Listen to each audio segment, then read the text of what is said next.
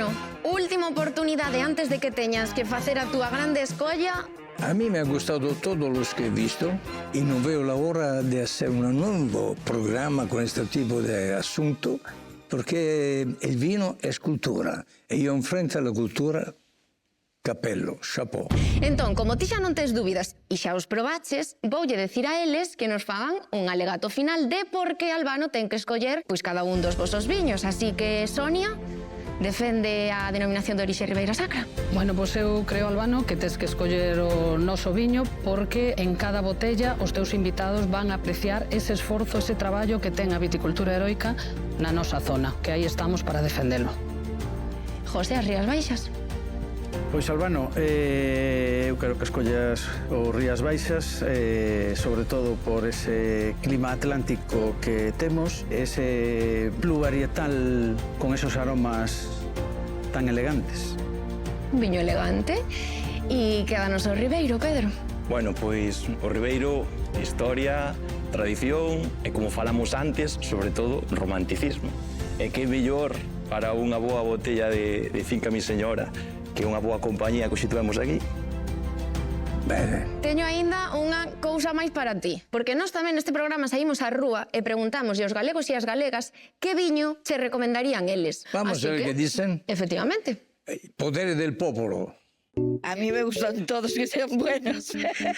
Un buen godello. ¿El albariño? Es que depende si es tinto o blanco, hay mucha variedad. Hacer una cata de vinos en Ribeira Sacra y luego darte un paseo por el río, yo creo que sería...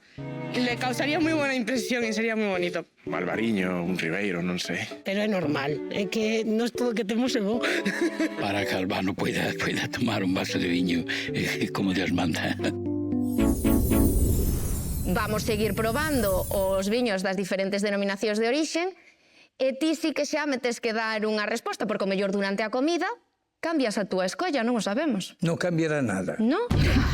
Teno moi claro, moi claro, moi claro. Está muy claro todo. Pero aínda que Albano xa o teña clarísimo, unha boa papatoria sempre axuda a repousar as ideas. Ou mesmo a sacar algunhas novas. Bueno, hai posibilidades, sí que hai posibilidades de que elixa o noso viño porque, de feito, o viñe que lle gustaba o da viticultura heroica, a zona, a visitar a adega e demais. Pero, bueno, vexo máis decantado polos blancos, non sei por que me dá.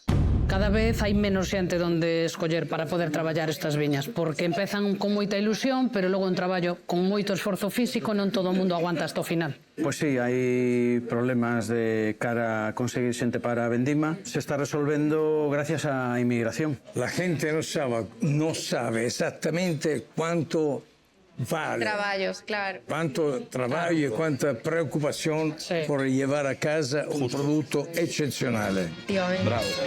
Moi ben.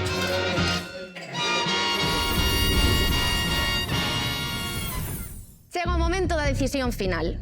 Albano chegou a Galicia disposto a levar 500 botellas de viño dunha denominación de orixe galega para unha festa privada que vai dar ele en Italia.